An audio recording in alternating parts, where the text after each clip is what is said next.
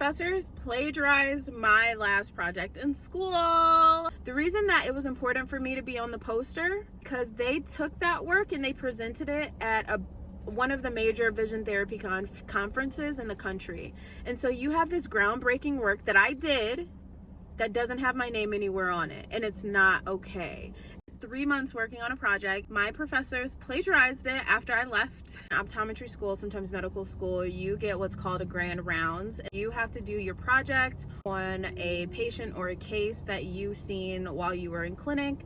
Typically it's reserved for things that are super interesting or rare, and it's something that you share with your colleagues so they know what's like going on, and so we can all learn from it. You spend 3 months at every single rotation that you do in school. Saying that to say, I get into my last year of school and I am within my internal rotation. We have a vision therapy program. So in a nutshell, vision therapy just helps to rehabilitate your vision that has gone wonky or bonkers for whatever reason, whether you were in a car accident, you were born that way. And I am given this patient to work with for 3 months and to rehabilitate her vision basically, and that's all I'm told. I won't say that it's the only special needs that we had in vision therapy, but the extent of the need of my particular patient was more extensive than I had seen at our school, maybe ever. I was told she was on a functioning level of a 6-month-old, and my goal honestly was just to help her out where I could. She had seizures very early on. At this point, she's not able to make eye contact or doesn't prefer to make eye contact with people. She has a hard time tracking things. Like if there's a moving object like this, she's not able to track them. She's not able to hold on to things or push a button or any of those things. And she is in a stroller because she's non-ambulatory. She's also nonverbal. Typically in these settings, you do have a professor that will help you out. My professor went in with me for the first session because of how extensive the need was. And then that was it. For the entire 3 months, I was on my own. It was one of the most rewarding experiences I've ever had. I was able to teach her how to push a button. When I walked into the room and I said her name, she would light up. I was able to really form a connection with her, and it was amazing, but it was the hardest work that I have ever done in my entire life. Also, at the same time, I am still developing as a clinician. Like, remind you, I'm still in school. So I am not even used to regular cases.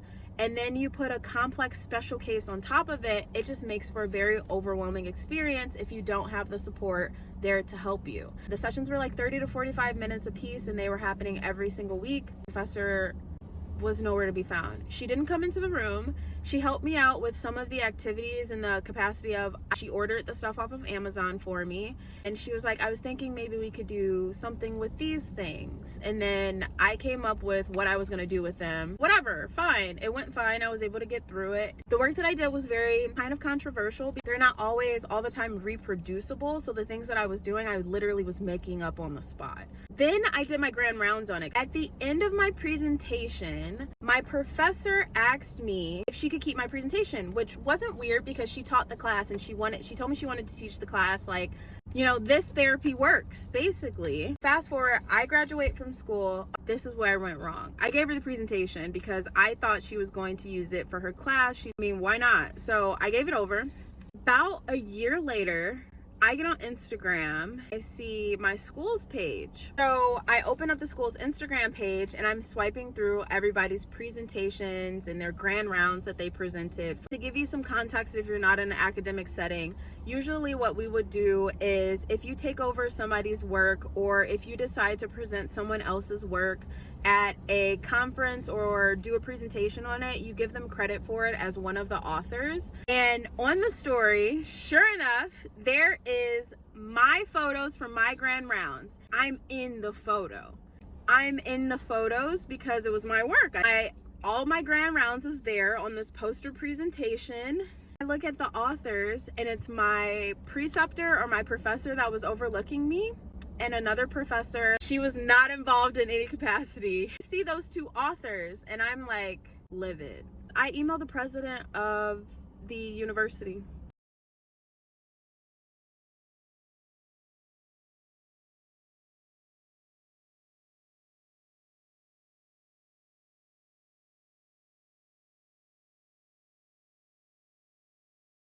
And I basically just outline in my email that while I was complicit and intolerant of the mistreatment that I was given during school, because I felt like honestly I had no other choice, I wasn't okay with people very outright in my face plagiarizing the work that I spent 3 months going through and not giving me any ounce of credit at all.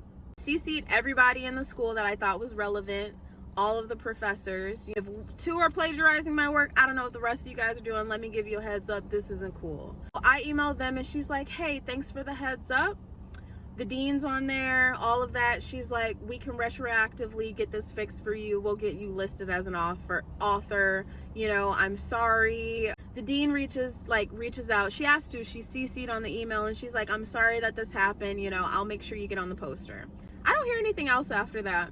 About a month after that, I follow up and I was like, hey, just wanted to follow up and see if you were able to get me on the poster. I'm not about to sell my work and just have me sit by and be like, oh, nice job. Yeah, okay. Mind you, retroactively adding my name does absolutely nothing for me because they already went to the conference. About a month later, she's like, yeah, I think we were able to get to that. Just a bunch of BS, basically. I personally don't believe they ever did it. They never sent me any proof. You have to fight your battles in life. So after I emailed the president, emailed the dean a few times, I let it go because my biggest thing was I just wanted you to know that you plagiarized my stuff and it wasn't cool. And while I very much so would have liked to have been on the poster, at this point I live 3,000 miles away and it's just not a battle that I can continue to fight. What's interesting to me now though, the professor that plagiarized my work left and the dean was released from her position. So